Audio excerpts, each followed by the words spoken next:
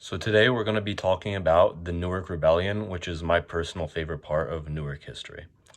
So, the Newark Rebellion was a series of riots and looting that occurred for 4 days in Newark in 1967. This resulted from the several factors and that were all because of racial tensions in the city at this time. This included an urban renewal, which involved the building of a new medical school in Newark. It involved the lack of political power that the African American citizens of the city had at this time, and police misconduct. And all of these together led to the Newark Rebellion. So the first factor that led to the Newark Rebellion was what we call an urban renewal. So an urban renewal is when inner cities or urban areas, they take the more beaten down parts of the city, and they clear it out or level it to make room for more upper class homes and buildings. This is similar to gentrification, but this can also come in the form of businesses, or what we see in Newark's history as the proposition of a 150-acre medical school that they were trying to put in the central ward of Newark City. This obviously it angered residents, which because if you to get rid of 150 acres of land, that means you have to get rid of many people's homes, mainly African American people's homes who lived in this area at that time. Louis Epperson was the one of the primary people that opposed this plan, and what resulted from this was the Committee Against Negro and Puerto Rican Removal. And it also after the rebellion, the result of her opposition was the plans for the school being downsized a lot. Now, the next factor that contributed to the rebellion was a lack of political power. So, first the first African American teacher was appointed to the Board of Education of Newark. They were appointed to the position of president, but the problem was that the rest of the board was white at this time.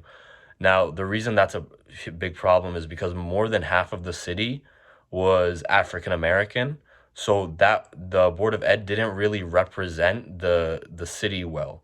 So the parents challenged this, and they had a lot of problems with the Board of Education being this way.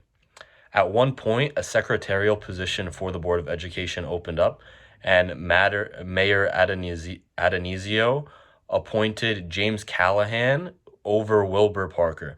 Now, James Callahan was a white man who was very clearly less qualified for the job than Wilbur Parker.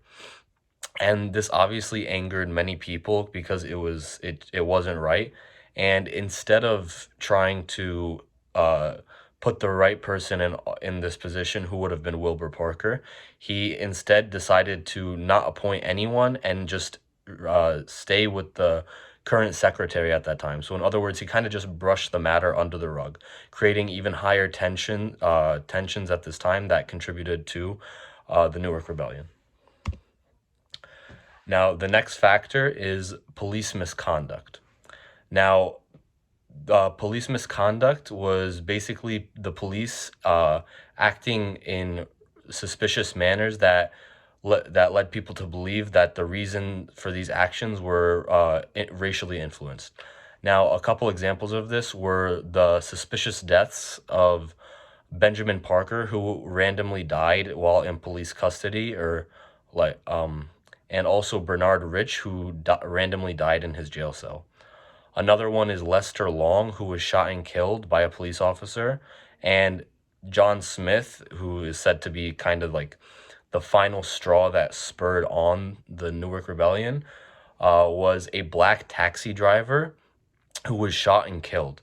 This very soon after this led to the Newark Rebellion, and Mayor Adonisio's response to this was the Newark Police Community Relations Training Program. And in other words, this program didn't really address the problem, but instead just made it seem like the problem was taken care of. It tried to promote black officers to higher positions of leadership, but it didn't really address the problems that actually occurred within the police force. So what about today? Today, all of these factors that I just mentioned, urban renewal, lack of political power, and police misconduct, are all present today. The one that I'd personally like to focus on is police misconduct. And we're going to be looking at it through the lens of Michelle Alexandra's book, The New Jim Crow. Now, let's talk about this. So, the new Jim Crow, as Michelle Alexandra refers to it, is the stop and frisk.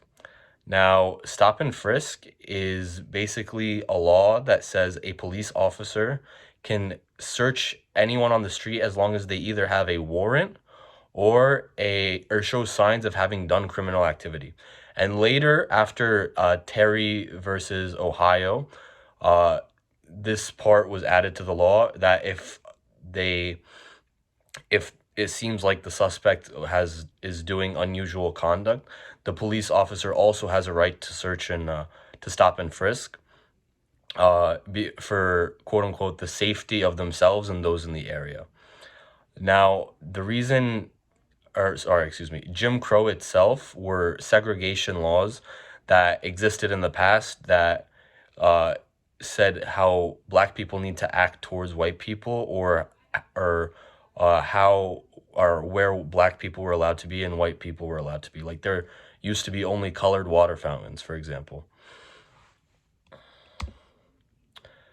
Now, this is obviously a form of police misconduct, and let's get into why.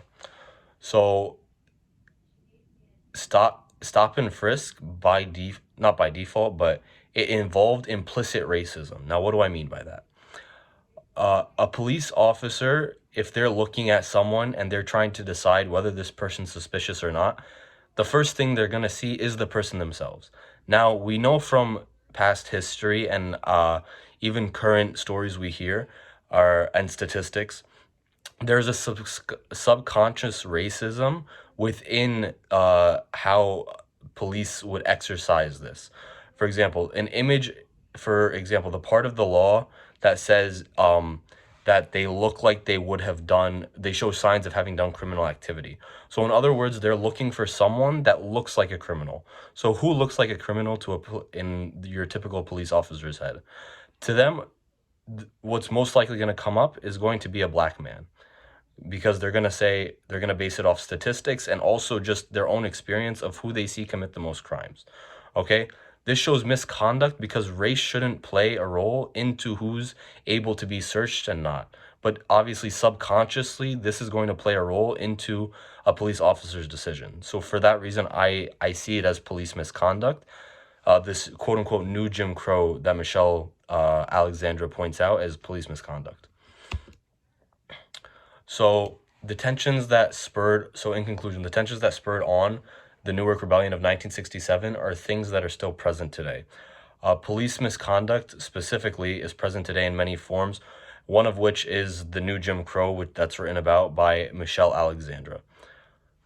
The resources I used are riseupnorth.com, The New Jim Crow by Michelle Alexandra, and Unfinished Agenda by Junius Williams.